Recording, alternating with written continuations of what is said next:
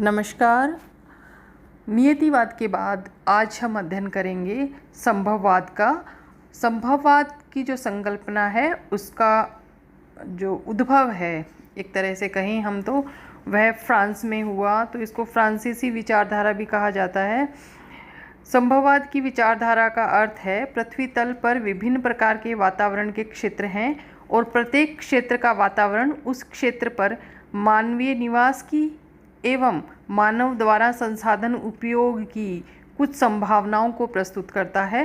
उन संभावनाओं का उपयोग करने के लिए मानव अपनी इच्छानुसार कार्य करता है। तो एक प्रकार से अगर देखा जाए तो संभववादी विचारधारा के अनुसार प्रकृति में कहीं भी अनिवार्यता नहीं है, बल्कि सर्वत्र संभावनाएं हैं और मनुष्य इन संभावनाओं का स्वामी है। वह उनका उपयोग अपने निर्णय के अनुसार करता है। अर्थात एक प्रकार से मनुष्य पर्यावरण का अत्यंत सक्रिय एवं प्रबल कारक है, जो अपने कार्यकलापों द्वारा प्राकृतिक दशाओं में परिवर्तन और परिमार्जन करके सांस्कृतिक भूदृश्य का निर्माण करता है। तब उसे संभववाद कहते हैं। अब आते हैं संभववाद का विकास। तो निश्चयवादियों द्वारा जिस कट्टरता से नियतिवाद का समर्थन किया गया, उसकी प्रतिक्रिया भी तत्काल होने लगी, क्योंकि नियतिवादियों के अनुसार मानव प्रकृति का दास है। मानव पर प्रकृति का पूर्ण नियंत्रण है। मानव एक तरह से हम कहें तो मोम का पुतला मात्र है। आदि कथनों को अगर हम देखें तो ये देखने में अतिशयोक्तिपूर्ण लगते हैं। परिणाम स्वरूप विश्व के लगभग सभी देशों में नियतिवाद का तत्काल दृढ़ता से विरोध होने लगा और इसके विरोध नियतिवाद के विरोध के फलस्वरूप ही संभववाद का जन्म हुआ। संभववाद की जो विचारधारा है उसके प्रमुख विद्वान निम्न प्रकार से हैं। सबसे पहले जो विद्वान हैं उनके बारे में आज जो हम पढ़ेंगे वो हैं लुसियन फेब्रे। ये एक फ्रांसीसी इतिहासकार थे। मानव की क्रियाओं को महत्व देने वाली विचारधारा को सबसे पहले इन्होंने ही संभववाद का नाम दिया और इन्होंने ये माना कि पर्यावरण का नियंत्रण अवश्य होता है, लेकिन मानव की भी अपनी दक्षताएं हैं। फेब्रे ने इस नवीन विचारधारा को संभववाद नाम प्रदान किया, अर्थात विश्व में सबसे पहले संभववाद नाम उन्होंने ही दिया। फेब्रे ने अपनी पुस्तक geographical introduction to the history में इसके बारे में विशद चर्चा करी। फेब्रे का मानना था कि प्रकृति में सर्वत्र संभावनाएं मौजूद हैं और मनुष्य इन संभावनाओं का स्वामी है तथा इनका उपयोग वह अपने निर्णय के अनुसार करता है। प्रकृति मनुष्य को किसी भी निश्चित दिशा में चलने को बाध्य नहीं करती, परंतु वह मनुष्य को अनेक अवसर प्रदान करती है जिनका चयन करने के लिए मनुष्य स्वतंत्र है। फेब्रे ने अपनी पुस्तक में और भी कई सारे जो हैं एग्जाम्पल दिए हैं और उन्होंने यह भी लिखा कि मानव एक भौगोलिक दूत है, पशु नहीं। वह सर्वत्र पृथ्वी की रचना की विवेचना में इन परिवर्तनशील भौगोलिक अभिव्यक्तियों के समन्वय ढूंढने में योग देता है, जिसका अध्ययन करना भूगोल का एक महत्वपूर्ण कर्तव्य है।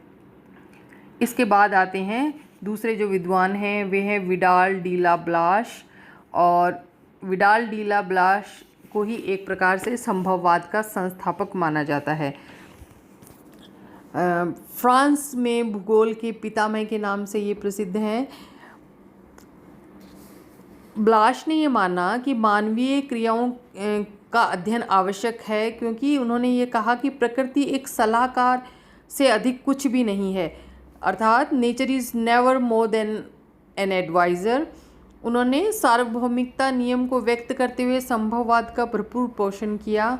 ब्लाश ने कहा प्राकृतिक वातावरण के तत्व एक दूसरे से अंतर संबंधित हैं। उनके अंतर संबंधों का परिणाम उनके पारस्परिक संबंध हैं। मानवीय क्रियाओं को सार्वभौमिक एकता में शामिल किया जाता है, किंतु मानवीय कार्य काव्य द्वारा निर्धारित नहीं होते। इस प्रकार मानव के कार्य एक भौगोलिक कारक के रूप में हैं, जो क्रियाशील एवं निष्क्रिय दोनों ही हैं। ब्लाश के अनुसार प्रकृति सीमाएं निर्धारित करती है तथा मानव अधिवास हेतु संभावनाएं प्रदान करती है, परंतु प्रदत्त परिस्थितियों में मानव की क्या प्रतिक्रिया होगी अथवा वह कैसे समायोजन स्थापित करेगा, यह उसकी जीवन पद्धति पे निर्भर करता है। क्रियाशील मानव अपनी क्रियाओं द्वारा प्रकृति के जड़ एवं चेतन दोनों ही तत्वों में परिवर्तन करके प्रकृति के रहस्य खोलकर शामिल होता है। मानव ने अपनी वैज्ञानिक प्रगति के फलस्वरूप अनेक पौधों की किस्मों का विकास किया है, जो उसने अपनी मूल जलवायु दशाओं के अतिरिक्त अन्य जलवायु दशाओं में भी उगाए हैं। एग्जाम्पल के तौर पे गेहूं जो है वो भूमध्य सागरीय जलवायु का पौधा है, लेकिन वह आज संयुक्त राज्य अमेरिका, रूस, ऑस्ट्रेलिया, कनाडा, अर्जेंटीना के साथ चीन व भारत में भी सफलतापूर्वक उगाया जा रहा है। यह सब मानव की क्रियाशीलता का ही सूचक है। इसके बाद जो आते हैं वे हैं जीन ब्रून्स, जो कि ब्लाश के ही शिष्य थे और कट्टर संभववादी विचारक माने जाते हैं। इन्होंने भी फ्रांस में जो अपनी संभववादी विचारधारा है उसको विकसित करने में अपना महत्वपूर्ण योगदान दिया।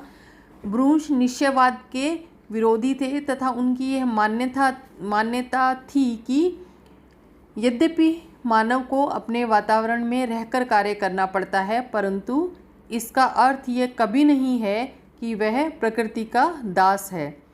संभववादी विचारधारा के अनुसार भौगोलिक तथ्यों की व्याख्या मात्र भौगोलिक कारकों के परिप्रेक्ष्य में करना नितांत असंभव है।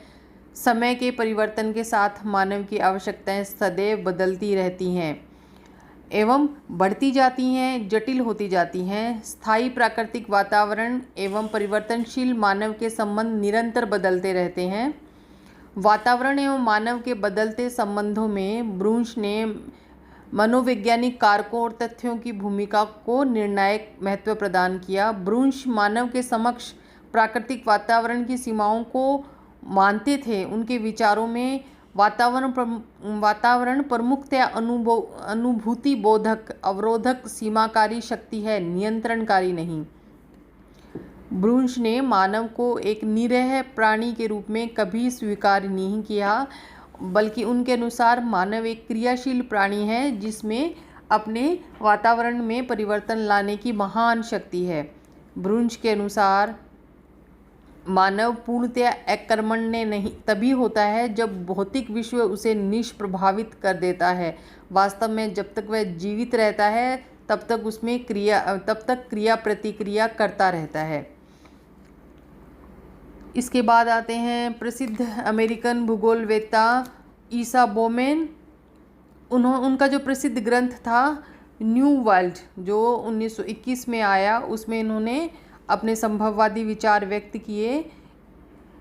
ईसा बोमेन के अनुसार वातावरण, भौगोलिक तथ्य मानव वर्ग के संपर्क में आने से परिवर्तनशील हो जाते हैं। मानवता स्वयं भी परिवर्तनशील है। प्राकृतिक वातावरण में मानव द्वारा किए गए परिवर्तन प्रत्येक क्षेत्र में विद्यमान है। मनुष्य अपने प्रदेश की भू रचना, जलवायु, वनस्पति, मृदा आदि में परिवर्तन करता रहता है। जैसे पहाड़ी क्षेत्रों में सीढ़ीनुमा खेत बनाना, रेफ्रिजरेटर एवं एयर कंडीशनर द्वारा ताप की सुविधा को सुविधानुकूल करना, ठंडे प्रदेशों में हीटर द्वारा घरों को गर्म करना एवं शुष्क प्रदेशों में सिंचाई की सुविधा उत्पन्न करना आदि के द्वारा वह अपने प्राकृतिक पर्यावरण में परिवर्तन करता रहता है। ईसा बोमेन ने एक जगह लिखा कि मनुष्य दक्षिण ध्रुव पर आरामदायक एवं प्रकाश से पूर्ण नगर बना सकता है और शिक्षा, रंगमंच, खेलकूद आदि की व्यवस्था कर सकता है, अथवा पनामा नहरें जैसे नहरें खोदने में जो खर्च लगता है उतना खर्च करके सहारा में कृत्रिम पर्वतों का निर्माण कर सकता है जो वर्षा होने को विवश कर दें। इसके बाद जो आते हैं भूगोलवेत्ता, वो हैं कार्ल ओ सावर, जो कि अमेरिकन भूगोलवेत्ता थे और उन्हें सांस्कृतिक एवं ऐतिहासिक भूगोल का जन्मदाता माना जाता है। उन्होंने भी अपने संभववादी विचार करते हुए लिखा कि इस तथ्य की प्रधानता संभववादी विचारधारा में अवश्य प्रतीत होती है कि संभववादी वातावरण का प्रभाव अवश्य स्वीकार करते हैं, जबकि मनुष्य वातावरण के जो परिस्थितियां हैं उनमें परिवर्तन लाने में सक्षम है।